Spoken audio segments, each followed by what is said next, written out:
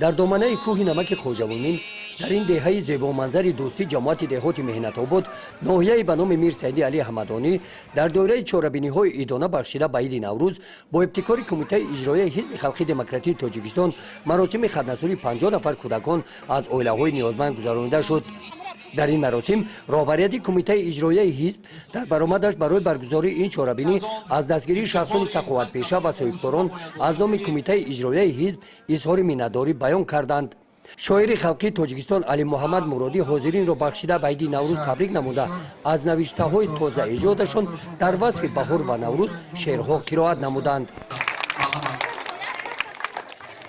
наврӯзи байналмилалиро дар деҳаи дӯстии ҷамоати деҳоти Меҳнатобод бо аъзоёну фаъолони ҳизби халқи демократии Тоҷикистон ва сокинони деҳа гузаронида тӯи хатнасури 50 нафар кӯдакони оилаҳои эҳтиёҷмандро гузаронид ва ҳамчунин ба ин 50 нафар кӯдакони эҳтиёҷманд кӯмаки яквақтаинаи молиявӣ расонида шуд.